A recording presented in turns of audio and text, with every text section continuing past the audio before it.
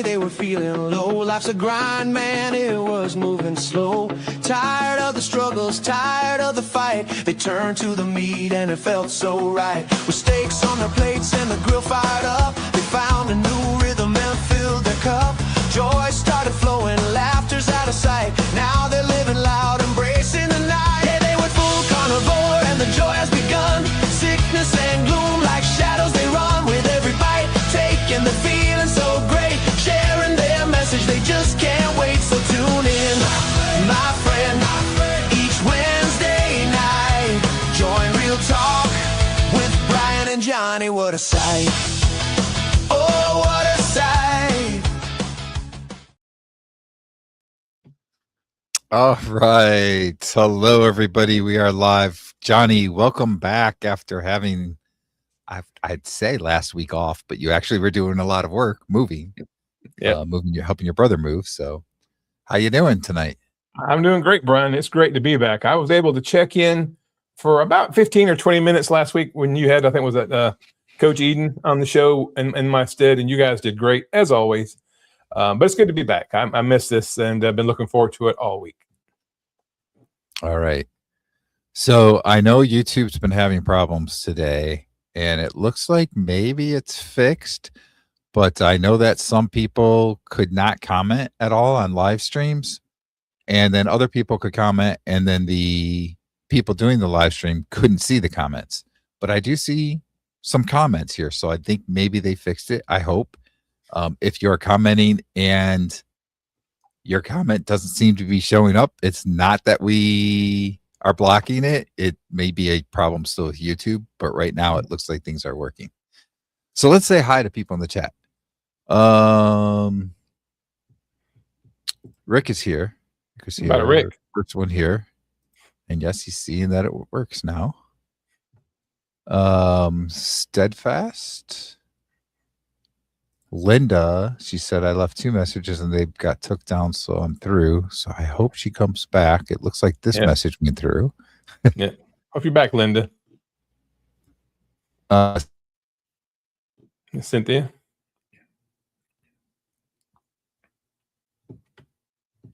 Bacon Runner. Hey, Bacon Runner. Did I just lose? Okay. That was weird. Like my connection just flashed for a second. Bacon Runner, Donna Ray, I believe is her name, right? I believe. Hello?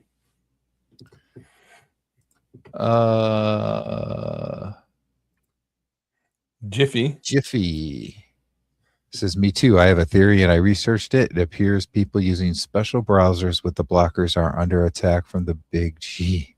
They want more commercials. Maybe. I don't know. And Brian, along those lines, I did notice when I was trying to watch the live stream last week, I only watched about 20 or 25 minutes, and there were multiple commercials while I was trying to watch the live stream. And I don't see that a whole lot. I wonder if the people watching us get all the commercials. Because in 20 minutes, I think I saw 3 different commercial breaks last week trying to watch you and Coach Eden. The commercials would play for a little while. You could eventually skip them, but I missed a lot of what you guys were saying. Yeah. I thought most of the commercials were like at the beginning or the end. I don't know. That's interesting. Did I bring? All right, I brought that one up. That's weird. It's like grade, like I can't see it. That's just weird. Coach Edens is here. She says, "Oh wow, is it working? All of their lives, I can't chat or creators can't see." Yeah, so maybe they've kind of fixed things since. I don't know.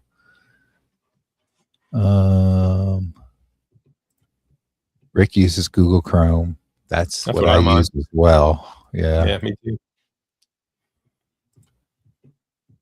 So Rick says he gets commercials on my stream, but not Johnny's. I'm assuming he's saying. Interesting. Yeah. I mean, I have monetization on, but I don't know why it would be any different than yours because you have monetization too, right? As soon as we finish the live stream, I go in there and turn monetization on. I don't have it on while we're doing the live stream. I have it on for the replays.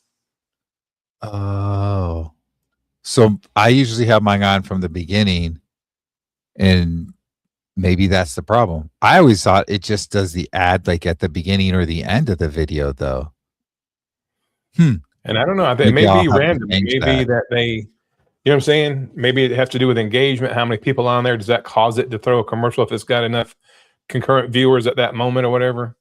But just as soon as we finish, Brian, when you and I go off the air and we say our goodbyes to each other, I click over, I turn my monetization on. But so that way, if anybody comes back and watches it later, I can capture that. But I thought that's what you're supposed to do. I didn't know you could have it on while we're talking. But I mean, you know, I make about $1 every 6 days, literally.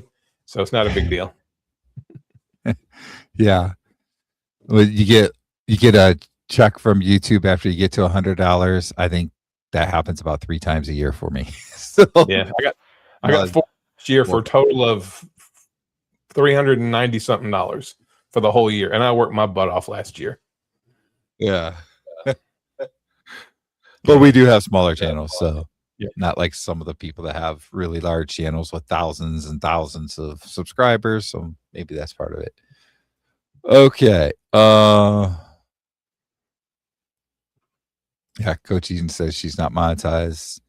You know, I'm assuming they don't do advertisements if you're not monetized. I don't think they do. I don't know. I think they still do. They just don't share the revenue with you, because there were ads on my channel before I hit what was it, Brian? 1,000 subs and 500 hours of watch time or something like that. And there were people. My brother would watch my videos. He'd say there was commercials on my videos long before I was actually monetized. And before you get monetized, you're not even allowed to sign up for monetization until you hit those bullet points. The 1,000 hours of watch time and 500 subscribers or whatever it is. Yeah. So, Coach Edens, they actually may have some commercials on your videos. Helix is here. Hey, Helix. Hello. Refined Fire. Okay, Linda says already a commercial, so she must have had a commercial. So maybe I need to disable monetization until after the live streams. Maybe that's what's causing the problem. I don't know. Yeah. Maybe next week you can do that setting, and we'll ask people to help us and see if they see a commercial. You know what I'm saying? Yeah. We'll run a test next week and see what happens. Yeah, that's what we'll do, I think. Okay. Oops. Jiffy says, I'm so glad to be here tonight. Thank you guys. I should try to keep my mouth shut. But no, you're okay. Yeah, it's all about the interaction. It's a community. Yeah, and he says it's not y'all, it's the big G. Yeah. Oh, I see. Yeah. Yeah. Yeah. I don't know. But I'm glad you're here. Okay, so our topic tonight is America getting healthier in 2026. So that's a good question, right?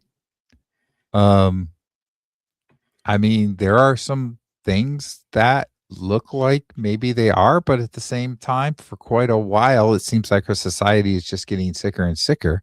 So, Johnny, why don't you kick us off here and kind of give us a little bit of your thoughts on this? Well, Brian, I did some research before we went on air. I used Grok, which is I guess Elon's AI thing or whatever. And the problem is when you try to use ChatGPT or Google or one of those, I think some of the data is outdated. Some of the most recent stuff they have is from like 2023, 2024, a little bit in 2025. So really before the Health and Human Services Secretary, RFK Jr., was able to flip the food pyramid upside down. But Rick's got a great point. Rick says people drink and smoke less. They're saying the alcohol sales, some of the big liquor companies and wine and beer companies are in big, big trouble because the younger generation simply does not partake in alcohol. I mean, it's fallen off a cliff, which I'm okay with because alcohol is a toxin. There's no safe level of alcohol. We know that. And smoking, I see a lot of people vaping, especially a lot of the young people I work with vape, and I'm sure it's probably just as bad as smoking, but you almost never see people smoke anymore, and I'm okay with that, But so the research I did said that adults are moving incrementally forward in their health. Now, some of it they may relate to like GLP-1s. And even though we criticize GLP-1s, and rightfully so, I think if you start taking a GLP-1, it says that you're trying to do something about your state of health. You're trying to fix your diabetes or your high insulin levels. And so maybe you're making healthier choices along with taking a GLP-1. But they said, so adults, I guess 18 and over, are making incremental steps forward and getting healthier. Kids are going the opposite direction. The 16 and under crowd are getting sicker. Even the most recent data, which was from the fourth quarter of 2025, shows more kids are pre-diabetic, high blood pressure, fatty liver than in 2024. Now, this is only one source. Well, I'm sure Grok probably pulled from multiple sources, but my source was Grok. And I don't know. It just high hopes going forward, but I hope that I'm not using rose-colored glasses.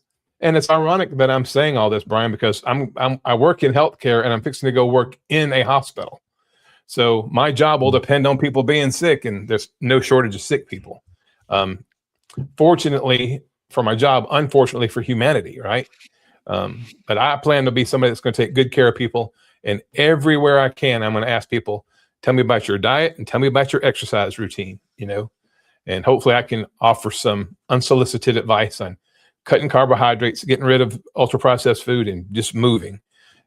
We'll see. I'm not going to get myself in any trouble, but I think that's pretty common advice now. Get rid of junk food and move a little bit more. I don't think that should be controversial at all. But it's funny. You go in the hospital, the cafeteria. I ate in the hospital the day before yesterday, and they had salads and stuff. And they did have like, I got 2 burger patties with some bacon, no bun. I was able to get that, but the overwhelming majority of stuff served in the hospital is ultra processed food. All the vending machines have soda and crackers and candy bars and honey buns and all that stuff in the hospital. So we still got an uphill battle. There's plenty of work for all of us to do to try to spread the word with our friends, neighbors, people that we love, and try to convince them to get away from all that garbage and don't end up like the 61-year-old lady I took to hospice the other day that had a massive stroke at 61, and we took her to hospice and she died about 30 minutes after we got there. See it every day. And I'll be 60. I'll be 59 in about a week. So I'm not that lady was not very much older than me, and she was obviously an unhealthy person, and felt so bad for her family. And like I've said before, all this is so unnecessary. I'll shut up now, Brian. You can talk. I want to bring up this one comment. That was a good comment here. Talking about the alcohol sales. It says alcohol sales are down because the traditional bar scene is dead because people are married to their phones. And there's a lot of validity to this. Things have changed so much from when we were younger to the way things are now. Everything is social media. Everybody's on their phones. And yeah, people aren't going necessarily out to the bars to meet people. They're meeting people on different social media apps, and that's how they're meeting people. It's completely different than how it used to be. So that's probably a great point in terms of, alcohol sales. Brian, I work with a bunch of 20-somethings. Most of my coworkers at work are 22 to 30 years old, and they never talk about alcohol. They always talk about video games. They when they're off duty, they play online video games against one another. They've kind of created their own little video game community, and they discuss the games that they play, none of which makes any sense to me because I don't do video games. But I've never heard a single one of them in the 2 years I've been there ever mention alcohol of any kind at all. And there's only like 8 or, I guess maybe we have 11 people there that fit that category. I've never heard a single one of them talk about drinking beer or going and getting a drink or nothing. It's all about playing those video games, which a lot of times they play on their phone while they're at work. Yeah. Coach Edens also says, I figured the price of bar drinks is too expensive. It is. Just going to a restaurant. So sometimes like when we go like as a big group with family members and so forth, there's like, I don't know, 6 or 8 of us there or something. And somebody's going to get a drink. And I get the check like afterwards, the bill or whatever, and I'll look and like the drink was like $15 or $20. I'm like, are you kidding me? Great. That is Wow. insane. Yeah. It's crazy. I want to bring this up too. Peter says, I just watched a doc on Fox News saying that the reduction in price for GLP-1s is a win-win for both patients and the drug companies because they'll be able to sell more of these valuable weight loss drugs. And, you know, the problem is that they're trying to fix their issue with the pill, not with actual proper diet. So they can never go off of taking that medication. Because if they do, they're going back to how they were eating before and they're just going to gain all the weight back. That's the big problem. Yep. It's a short-term fix. It's a short-term fix to a very long-term problem. It'll fix it in the short run, just like me and you, Brian. When I went on that cut calories, low fat exercise diet, I lost 100 pounds, and I put it on. It took me a year to lose 100 pounds, and it took me about 3 months to put all of it back on. And I started putting it on the day my mom died, and it's, you know, I kind of lost my motivation to be healthy, and it just because I had lost muscle mass, I had lost bone tissue.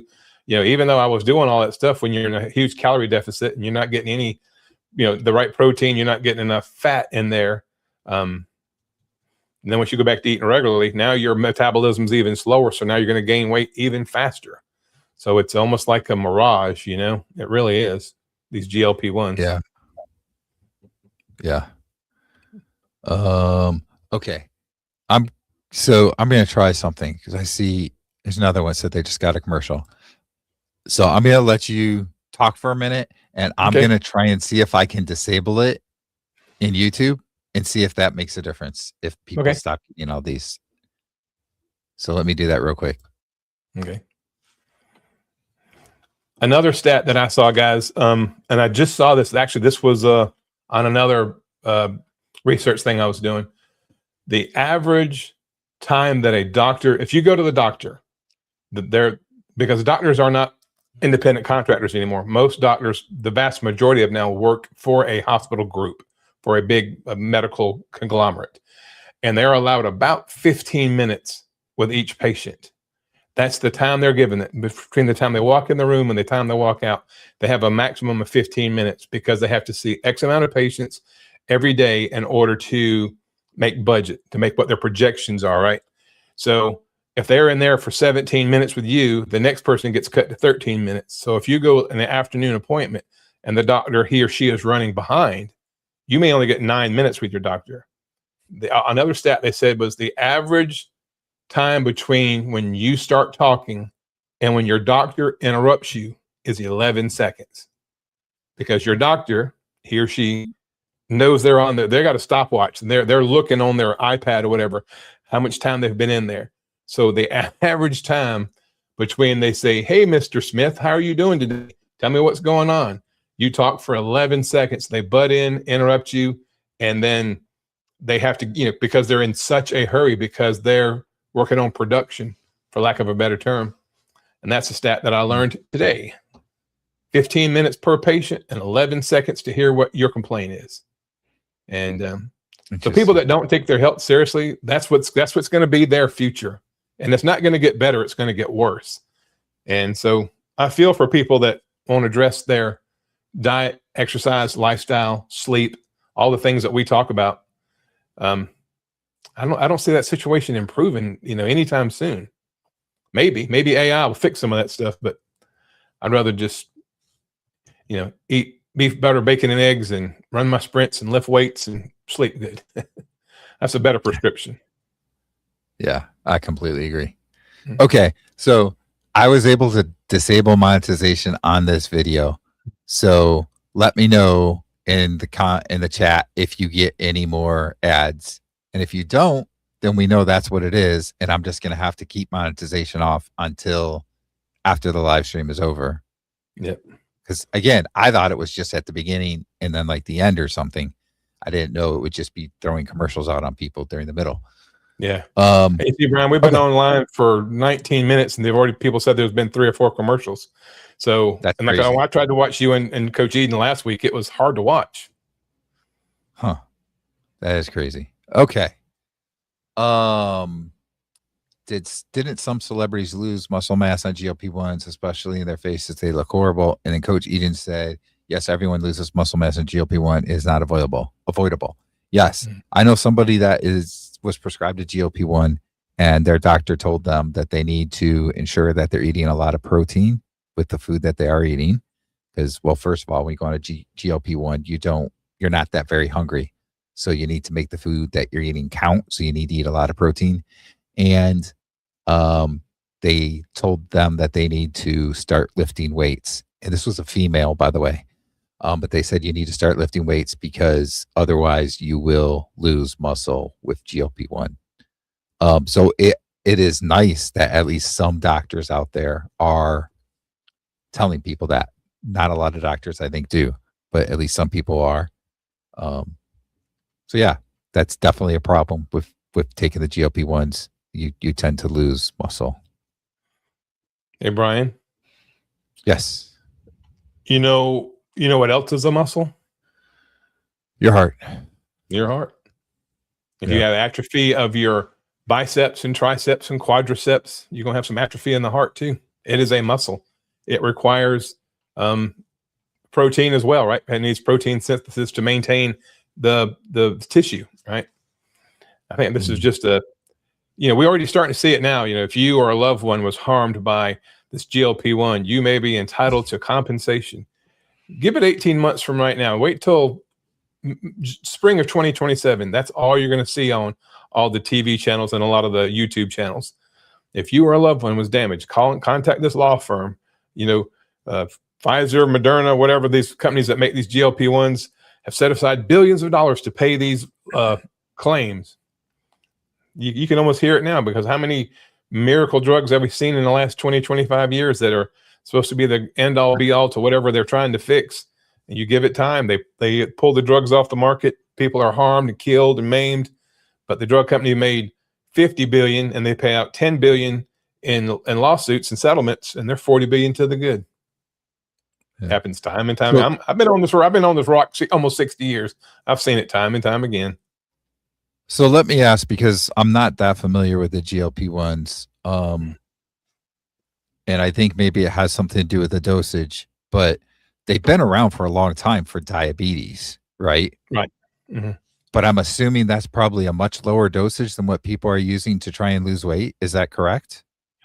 Could be. And the thing about GLP-1, you have GLP-1 in you, I have GLP-1 in me.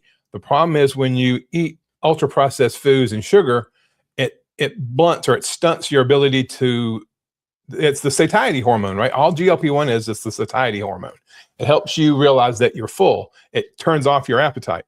And if you, I don't know, if you ate a whole can of frosting, for example, that would interrupt your GLP-1s, right? Who would do that? I don't know. Or if you ate a bunch of donuts this morning, for example, it might turn off your GLP-1.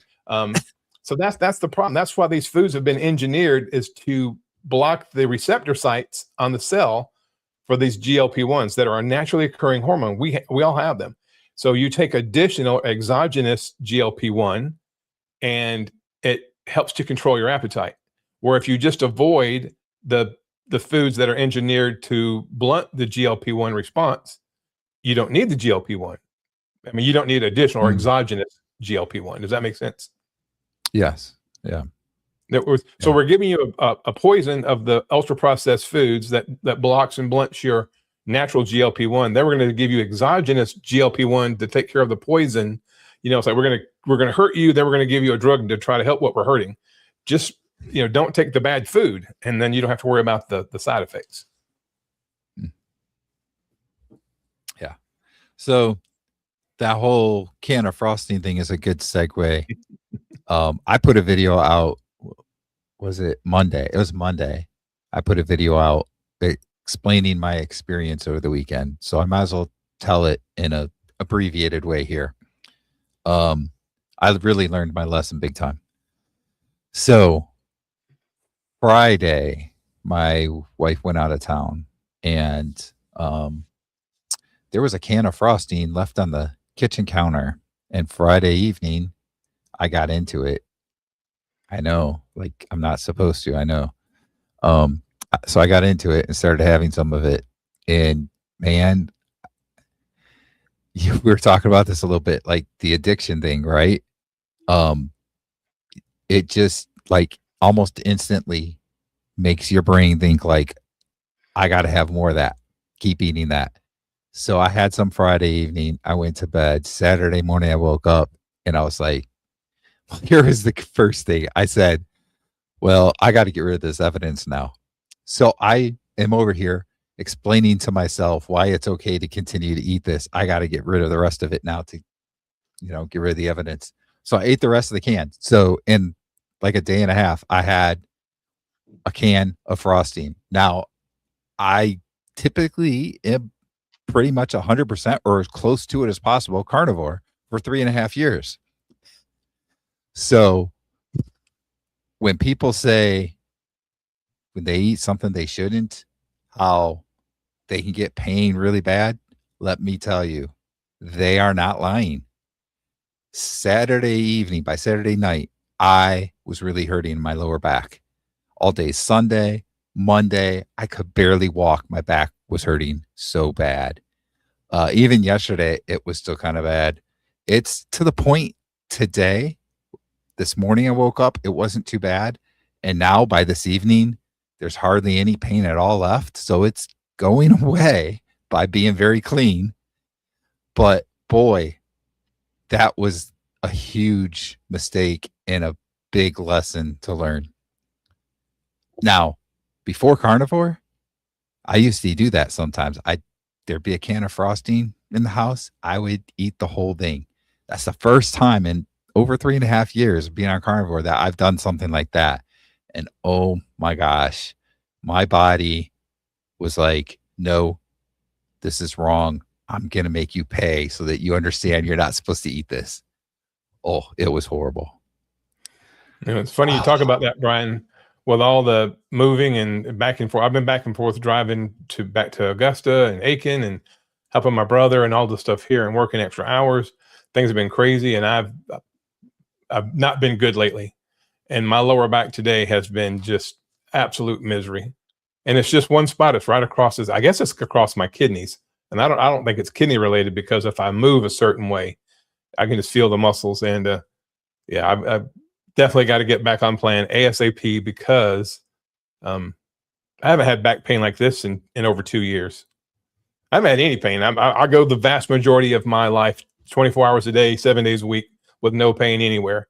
But I've messed up so much here lately, as you can probably tell, with my old chin coming on here and all this fat. My back is killing me. It's hurting right now. I mean, it's not bad as long as I stay still, but if I go to stand up from the chair or go up down the stairs, it's just one like a strap across my back. And it's a 7 out of 10. And, I can clean my diet up and it'll be gone in 2 days, 3 days, which I got to do. But I was telling Brian earlier, guys, I had to get up about 3:30 this morning. I had to take a test for some of my medical stuff in Greensboro, North Carolina, which is about 85 miles from here. And I had to be there about 8 o'clock, and I wanted to get ahead of all the morning traffic, school traffic. It was in Greensboro, and that's kind of a busy city. So I got up at 3:30, got my shower and everything, and drove up there. Got there early. The instructor got there a little bit late, and there was a bunch of people there. So by the time I got in to do my part of the examination, I had to show my Social Security card and my driver's license. Well, my name is John Wood, but on my Social Security card, it says John Wood III. So they turned me away. They said I couldn't do it. I had to get that fixed. So I've been up since 3:30 this morning, and I've been kind of I went in a bad mood. It wasn't their fault. I should have made sure that matched before I went up there, but pretty frustrating to go through all the studying that I've been doing. I've been studying like crazy to pass this exam and get all the way up there, and they turned me away because of the last 3 letters on the end of my name, of why I just use capital I for the third. And so I had to come home. So I had to reschedule the test now for March the 9th. So 1 step forward, 2 steps back here lately, but we're going to get there. We're going to get there. And I'm so excited to hopefully be going to work inside the hospital, getting off the ambulance. I was telling Brian before we went on, hopefully it'll be similar to like when I worked at Lowe's. When I worked at Lowe's, I did 11-hour shifts with a 1-hour lunch. And I would get between 13,000 and 16,000 steps a day. This will be a 12-hour shift in the hospital with a 30-minute lunch. So I'm hoping I can get 16 to 18,000 steps a day. I'll have a defined lunch hour or lunch half hour, so eating will be a lot more manageable. There'll be a break room where I can put my pre-cooked meals in the fridge instead of riding around in the back of an ambulance all day with no refrigerator. So hopefully when I get my new job, all this will be worth it, and I can get my activity level way up on the days that I work. Yeah. That's a huge increase in steps. Yeah. For what you got now. Every day. Yeah. Multiply that times, 5 or 6 days a week. That's going to be huge. Yeah. Yeah. I mean, that's great compared to what I get in every day with, with my job, because I'm sitting at a computer all day long. So, yeah. So I've been trying to put some chat messages up here as we go. There's a lot of people that have joined that while we were talking, they didn't really get to say hi to you, but Thomas is here. I know Paul's here. Hey, Paul. Peter's had a few things in the chat. Bacon Runner. So I think we might have already said hi to Bacon Runner. I can't remember, but yeah. If there's anybody I missed, hello. Good to see you here. So yeah, we've been talking about, is America getting healthier in 2026? And that kind of got us into GLP-1, where people are talking a lot in the chat about the GLP-1s and stuff. Also, quick note. So we've been on for about a half hour. We're going to drop a little early tonight. We're going to go an hour. So we got about 30 minutes left. So we're going to go until 9 p.m. Eastern time tonight. So if you do have any questions for us, make sure you get the questions in for capital Q, and get those in here in the next 30 minutes here before we drop. So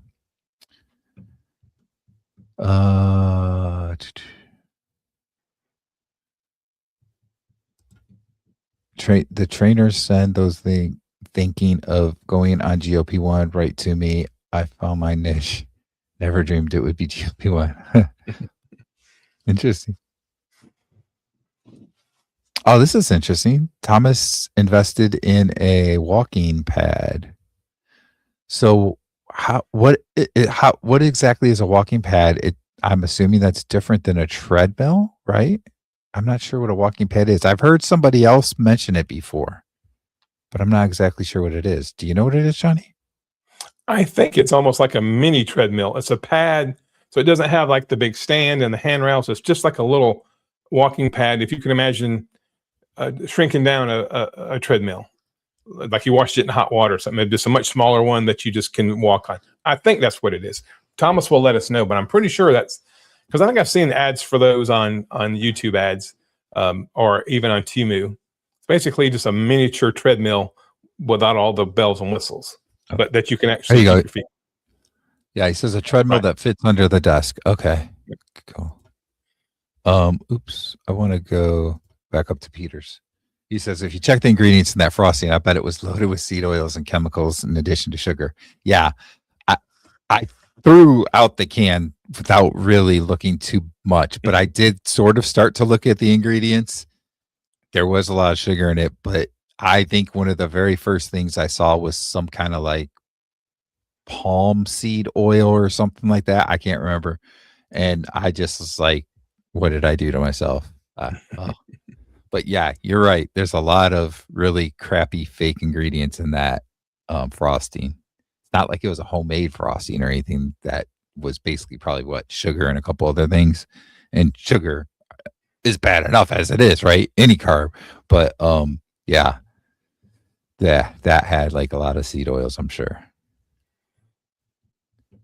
Coach Edens has a walking pad. Goes 2 miles per hour. I walk and work on my computer. That's cool.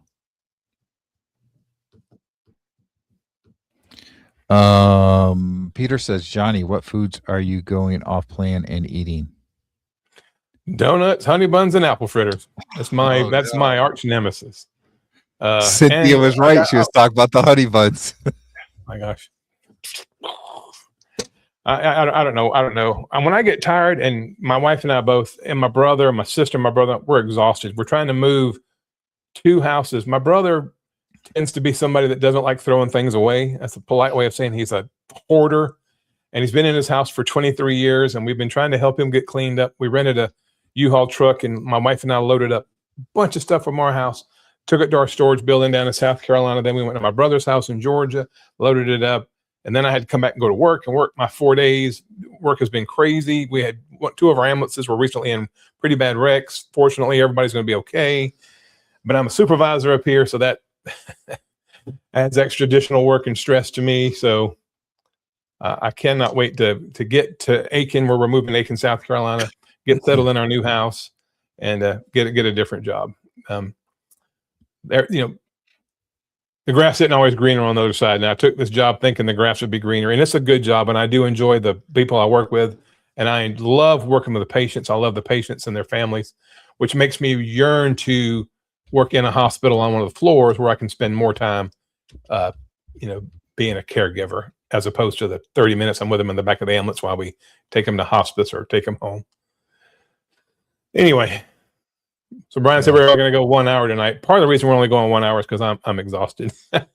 And I got up at 3:30 this morning to go take that test and got turned away because my Social Security number didn't match my profile. Anyway, I digress. All right. So Paul posted, I think you ate thousands of carbs. Just for the heck of it, I just looked online to see nutrition facts on a can of frosting. And I don't know, this is like Pillsbury creamy supreme vanilla frosting. Okay. It says 21 grams of sugar, 23 grams of carbs per serving. What I'm trying to see is how many servings. It says 2 tablespoons is a serving. How many servings are there in a can? It doesn't tell me that. Amount per serving. How many servings are in a can of frosting? Yeah, I guess we got to look that up. 13 to 15. So we'll go with 14. We'll go right in the middle. So 14 times 24. 14 times 23. 14. Let's do that math. So let's here. I should be smart enough to do that in my head. I was too tired.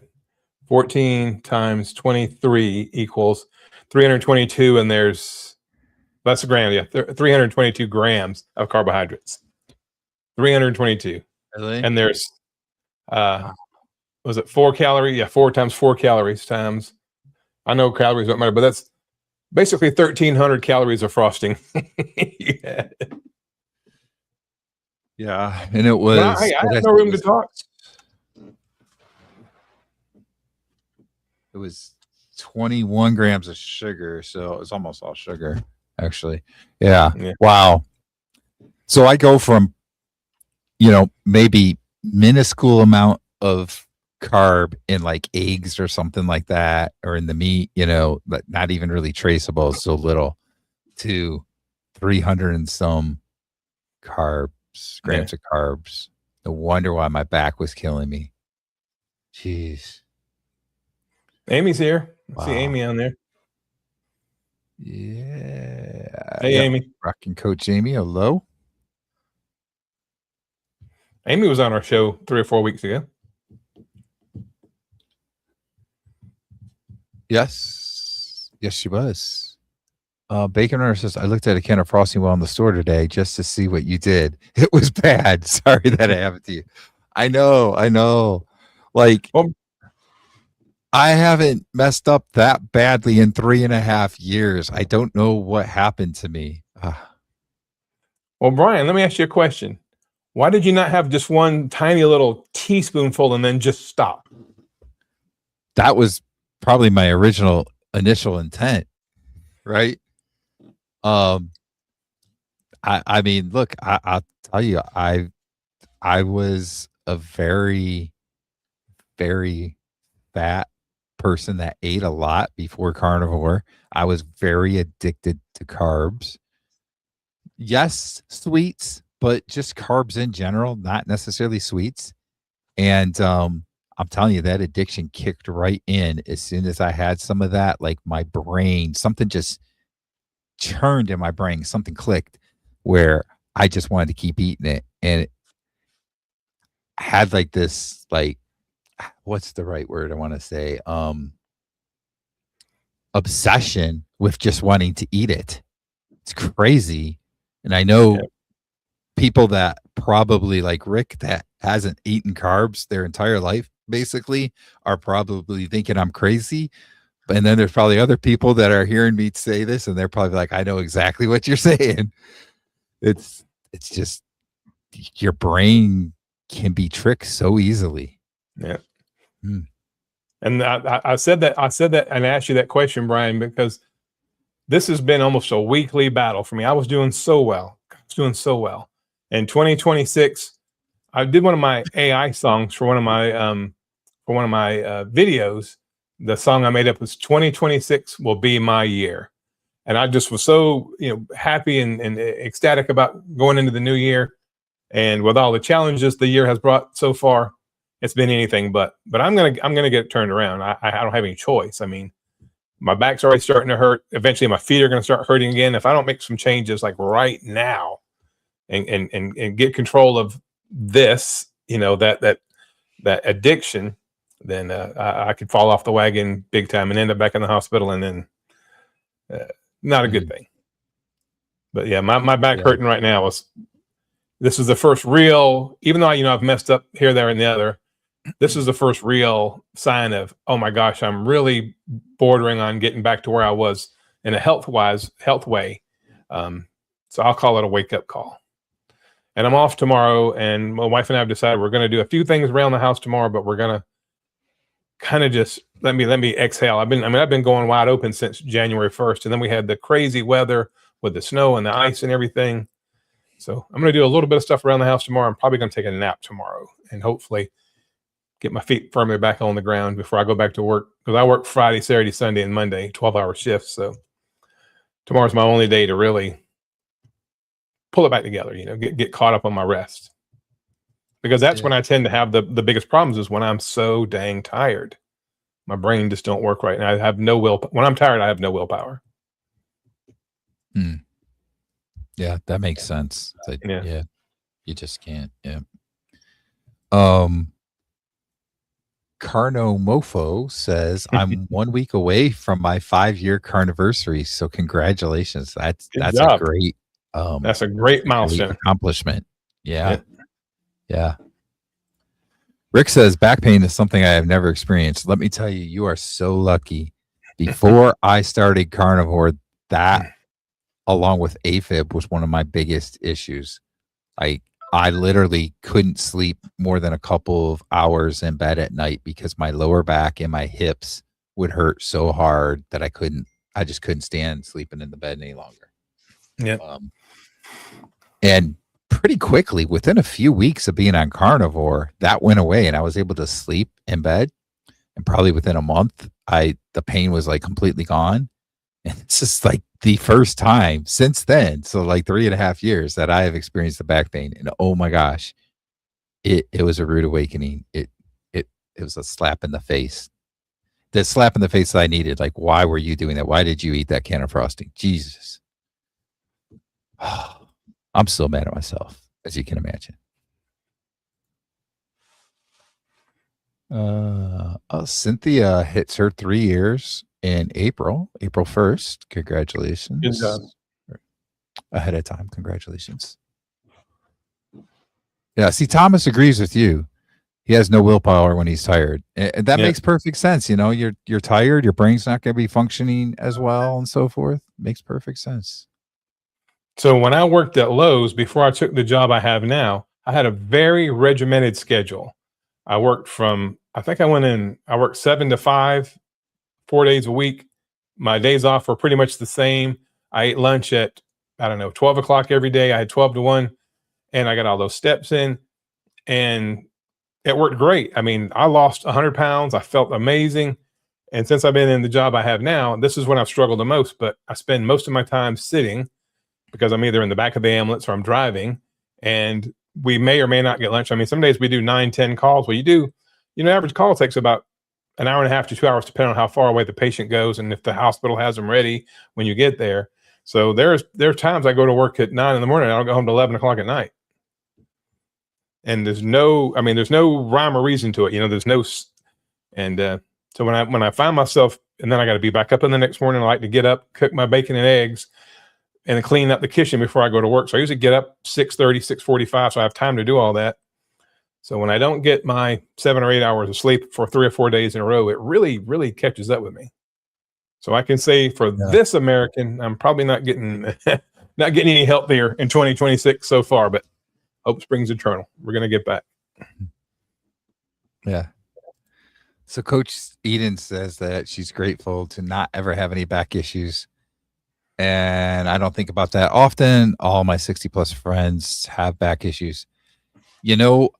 I probably jinxed myself here because I'm pretty sure, I don't remember if it was in last week's live or if it was when I was on Coach Eden's channel, but I'm pretty sure, you can correct me if I'm wrong, Coach Eden's, but I'm pretty sure I had talked about how I never have any back issues since I've been carnivore, and how my wife was complaining about her back and saying, how it hurts, and you sometimes just like in here. And I'm like, no, because I never have those back issues. And then I go and eat a can of Frosty and I have severe back pain to where my walking was horrible for 2 days.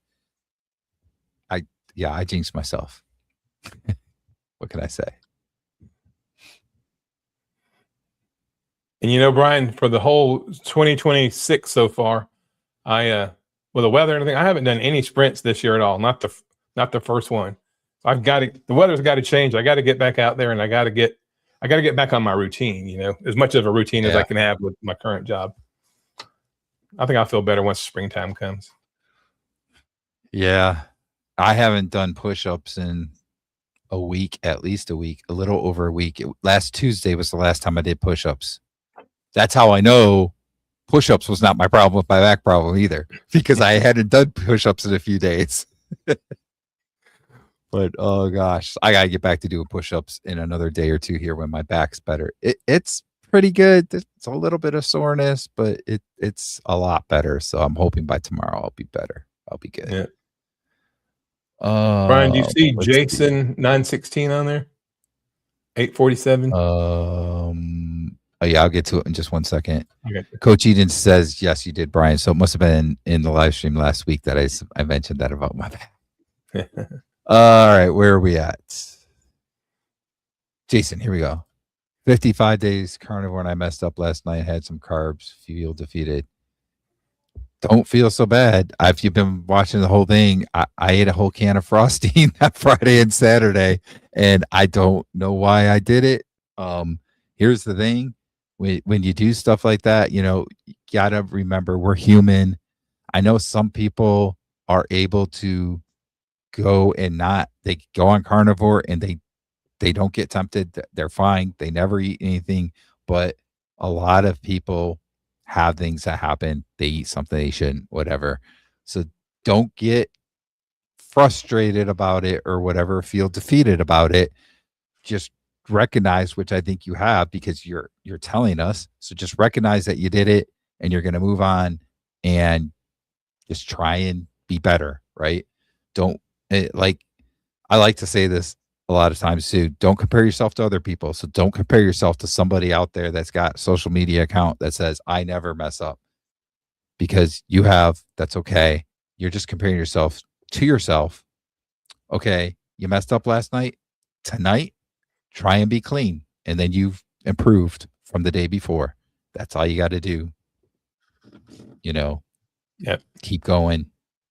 Don't dwell on it. Jason, I like your emoji, your little picture there. A golf club and a golf ball. Man after my own heart. I love golf. I've only played golf once this whole year. I got to fix that too.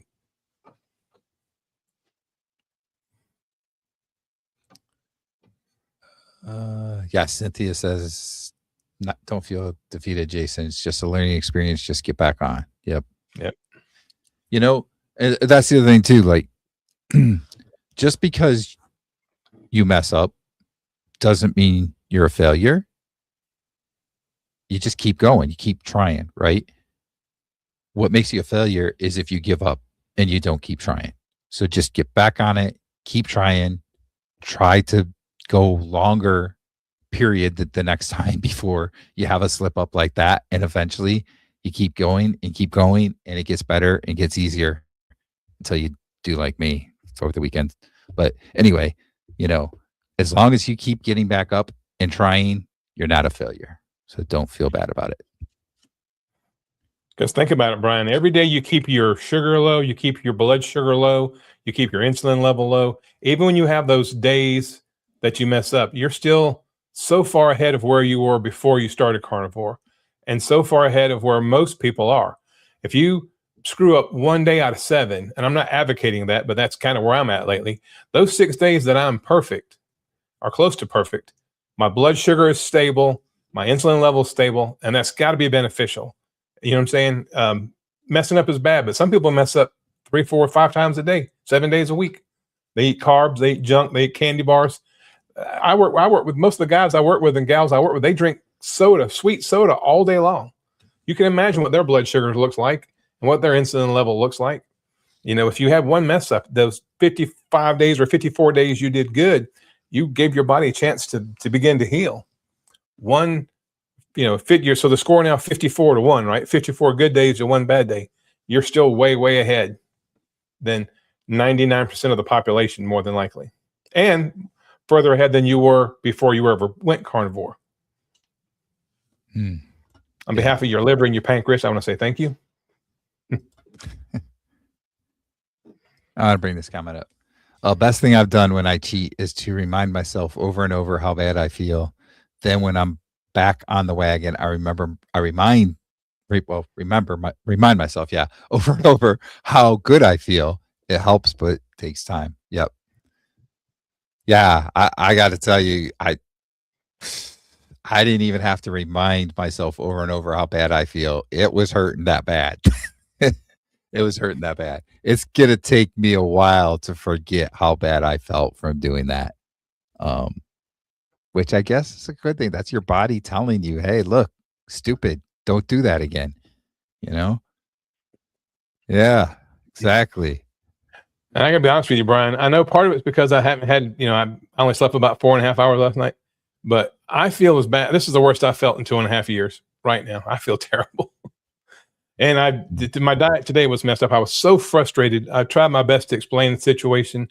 The people at the testing center were sympathetic, but there's a big company that you got to deal with, and they have a overseas customer service, and they don't understand the language, and it was frustrating. And I kind of got ticked off with the whole situation, and I stopped on the way home and ate a bunch of crap I shouldn't have eaten. And my back was already hurting before that. So gotta get back on right now, which I haven't eaten anything since like 4 o'clock. So we're for almost 5 hours fasted. I might just fast all day tomorrow, just drink water and fast tomorrow to kind of give my body a chance to get over it. You know what I'm saying? Kind of hit the reset. Yeah. I'll bring this comment up from Jason. 2025, I was doing ketovore, and I'd mess up and say, okay, let me just restart next week, next Monday.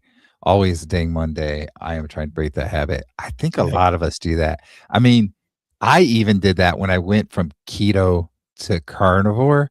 I started on July 1st. Like, I should have just started right when I thought to myself, like, yeah, I'm going to do carnivore. I should just start right then. But I had to like start it at a particular time that made sense, right? Which was like July 1st for me. So a lot of us do that, and some of us, I think too, like if we eat something bad on the weekend, okay, I'm just going to wait until Monday, and then I'm going to, and that can be a bad habit to try and break. Like it, if you wait and you keep eating bad, you're just compounding the problems that you're creating in your body. So it's best to catch yourself and just start right away. Say, that's it. I'm starting right now. But it's really hard to do, isn't it, Johnny? Yeah, Brian, it's kind of like once you started eating that frosting, you say, I got to finish it off now, And for me, if I mess up in the morning, I say, well, I know I shouldn't say this, but I'm being transparent here.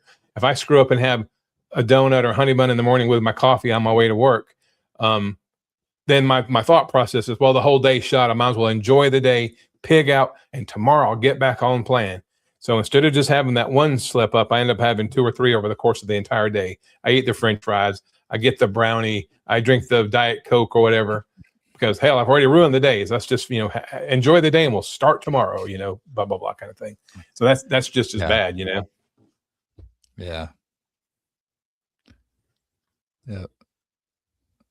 And Peter says, Jason, don't wait until Monday to restart. Go back on plan at the very next meal and just keep going on plan. You'll do a lot better that way instead of making excuses and rationalizing. Yep. I agree.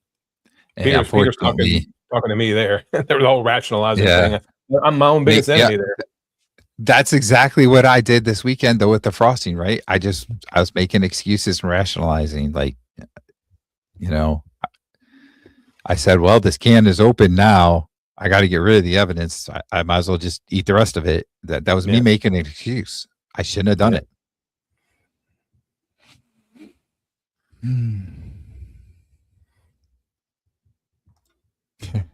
When you have a bad golf hole, what do? The best thing to do is to forget about the bad hole and keep going, right? Yes, it is. Unfortunately, I just go and have another bad hole after that, and then another one, and another one. I throw my pitching wedge in the lake. Yeah, and then you just leave mad. Yeah, I usually end up with at least one club in the lake every time I play golf. One club is going to be broken over a tree or in the lake. I've got a bunch of spare clubs because I keep because I want it so bad to be a little bit better than last time. And sometimes, like the last 2 or 3 times I've played, I've shot like 108. And I know that sounds terrible to most people that don't play golf, but they say only about 30% of the people that play golf will ever break 100. And I'm right there at 108, 107, 109. So for me, that's really, really good. So I haven't thrown any clubs and probably the last year, but there have been times I've gotten mad. You've seen people on these YouTube videos, they'll throw their whole bag of clubs in the lake and then go the next day and buy a new set, So that's what I do, Peter. I don't just put it behind me. I usually throw something and I'm mad at myself, Depends on how many people are behind me. Yeah. Colonel says, I'm carnivore, so now if I cheat, I try to do it with keto approved items. That's a really good thing. You know, it's better to do that than to do what I did. Let me tell you. Yeah. And then what Dr. Barry says, if you're going to cheat on carnivore, cheat to ketovore. If you're going to cheat on ketovore, cheat to keto, just take it one step up, allow yourself whatever, and then get back on the plan. Yeah. Amy says, I feel bad because I just got home from California and we had to eat out most of our meals. And I don't think the meat was totally clean and probably cooked with seed oils. Yeah, that's one of the problems with eating out a lot. That's why I tend to not, like, my wife and I used to eat out a lot, and I tend to not go out as often now and eat, just because you don't know what is being cooked with, or what was cooked on that same, whatever it is, fryer, whatever they're using before it, that you're still going to have some residue with. So that is definitely a problem, especially if you do a lot of it in a short time period, like when you're on vacation like that or something. So I definitely understand that. I think Amy said her knees started hurting again too. So she probably did get some seed oil. And I did see, Amy, that you were in California. Of course, I follow Amy on Facebook too, and I saw that they were on a trip, her and her husband. They had to get out of the Indiana snow, I guess. But yeah, seed oils, man. It seems like a seed oil. If you get something like I think Peter was saying earlier, whatever, get something with seed oil, man. It doesn't take long. I think I could deal with just sugar. You get some palm oil, palm kernel oil, or safflower oil, whatever all that stuff is. Seems like it jumps all over you pretty quickly, as far as the inflammation. Yeah. And Cynthia was asking here, do you think that's why your knees are hurting? Probably is. Yeah. Probably is. Peter said he had a double quarter pounder with fries and ketchup at McDonald's at the airport on his way home, and his knees are hurting bad. Yeah. Hey, Brian, I got a question for you. Can I ask you a question? Yeah. I don't mean to put you on the spot right here, but why don't we plan when some of my moving stuff settles down and all, if you have some time off, How about you and I go to the mountains and go on a hike? Wouldn't that be cool? Go to the Appalachian Mountains somewhere and go hiking. That would be kind of cool. Do a video of that. Yeah, Maybe it do a would be. live together in a cabin or something like that. Me, my wife, you and your wife or something. Maybe Yeah. sometime in June or July. That would be cool. It would probably have to be like the June time frame because I got my one daughter's wedding is in that's right. May, Yeah, that's right. and then the other I forgot one's about that. later in the fall. So I think Yeah. June could possibly work. Yeah, we'll have to Yeah. see if we can plan that. That'd be cool. Hopefully by then we'll both be over our frosting and our honey bun issues here, and we can get out there and go hiking. Yeah, if you guys saw the video, but Brian and I spent some time together. That's one of the thumbnail that Brian puts up. Him and I sitting on the bench together. I went and spent a couple days. My wife and I went up there to see Brian for a couple of days back before Halloween, I think it was, and we had a blast up until we didn't. When Brian tipped over. But yeah, we just had so much fun. I would just like it'd be cool if we get together again and do another like live together, or do one of these together and do it like from the mountains or something. Go actually hiking in the mountains. That'd be kind of cool. Yeah. Can you imagine if I ate the frosting when I tore my hamstring? Yeah, you still be limping. Yeah. Oh God. And that's the one thing that actually, now that you bring that up, I'm kind of grateful. Like my hamstring hasn't hurt. So that means it's not the weakest link in my body because the inflammation was attacking my weakest link, which apparently is my lower back and hips. So that's gosh. That was a fun time, like you said, until I fell. So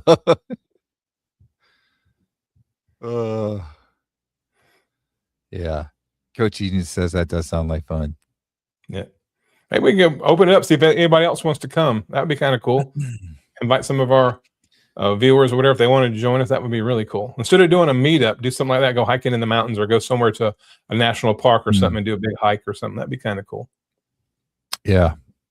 Yeah. And maybe cook out on the grill or something. Get some steaks and like BYOS. Bring your own steak and everybody meet together at a state park or something, or up in the mountains, and just invite a bunch of people. Yeah. Hey, Sandy. Thanks for Sandy, joining tonight. Yeah. Oh, Thomas, you don't know how often I am told to take a hike. Yeah.